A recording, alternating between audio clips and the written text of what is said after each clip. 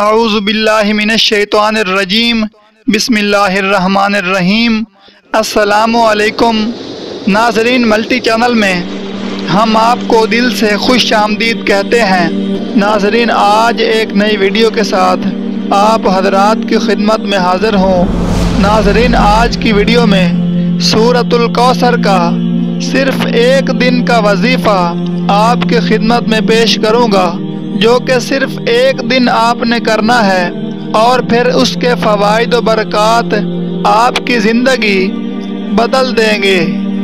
آپ کی حاجت جتنی بھی بڑی ہوگی، جتنی بھی مشکل ہوگی، اللہ رب العزت کے فضل سے اور اس وظیفہ کی برکت سے انشاءاللہ ہر مشکل حل ہو جائے گی، تمام پریشانیاں ختم ہو جائیں گی اور آپ پرسکون زندگی گزاریں گے۔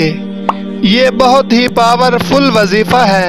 آپ ایک بار اس عمل کو کریں اور پھر کمال خود اپنی آنکھوں سے دیکھیں۔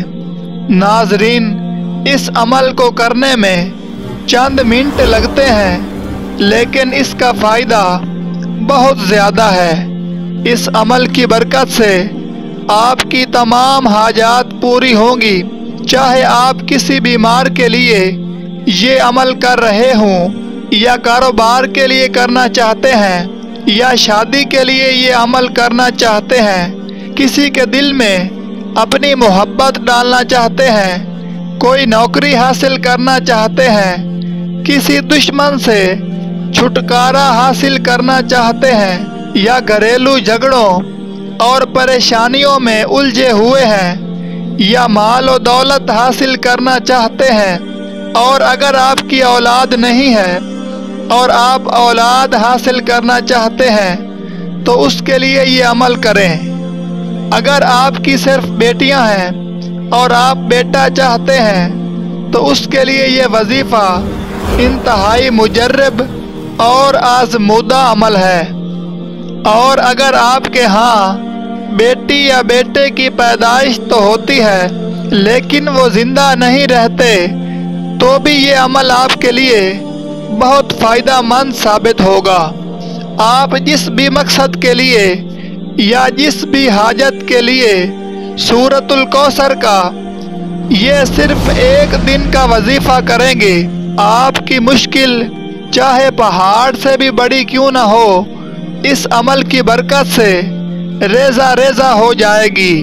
یہ عمل اپنے اندر اتنی برکتیں اور رحمتیں سمیٹے ہوئے ہے کہ آپ اس کا اندازہ نہیں لگا سکتے۔ یہ قرآنی عمل ہے اور بے شک قرآن کریم میں شفا ہے۔ ناظرین، اس ویڈیو کو آخر تک ضرور دیکھیں تاکہ آپ اس عمل کو کرنے کا مکمل طریقہ سیکھ لیں۔ ناظرین، اب چلتے ہیں اپنے اس قرآنی عمل کی طرف۔ اس سے پہلے آپ سے گزارش ہے کہ ویڈیو کے نیچے سبسکرائب والے بٹن کو دبا دیں اور ساتھ ہی موجود گھنٹی کے نشان کو بھی دبا دیں۔ اس کا فائدہ یہ ہوگا کہ ہم جو بھی نئی ویڈیو بنائیں گے تو وہ سب سے پہلے آپ کو ملتی رہے گی۔ ناظرین، آپ نے صبح فجر کی نماز کے بعد اول و آخر 11 مرتبہ درود ابراہیمی یعنی نماز والا درود پاک پڑھنا ہے، اور درمیان میں 133 مرتبہ یعنی 133 ٹائم پوری بسم اللہ شریف کے ساتھ سورۃ الکوثر کو پڑھنا ہے۔ اس کے بعد آپ نے سجدے میں چلے جانا ہے اور نہایت ہی عاجزی، انکساری اور یکسوئی کے ساتھ اللہ رب العزت کی بارگاہ اقدس میں دعا کرنی ہے۔ یاد رہے کہ سورۃ الکوثر کو 133 مرتبہ ہی پڑھنا ہے اور اول و آخر 11 مرتبہ درود ابراہیمی یعنی نماز والا درود پاک پڑھنا ہے۔ سورۃ الکوثر پڑھتے وقت آپ نے اس بات کا خاص خیال رکھنا ہے کہ اس کو کم یا زیادہ نہیں پڑھنا، یعنی پورے 133 مرتبہ ہی پڑھنا ہے۔ اور بہتر یہ ہے کہ گٹھلیوں یا تسبیح کے دانوں کو گن کر پڑھا جائے تاکہ تعداد میں کمی بیشی نہ ہو۔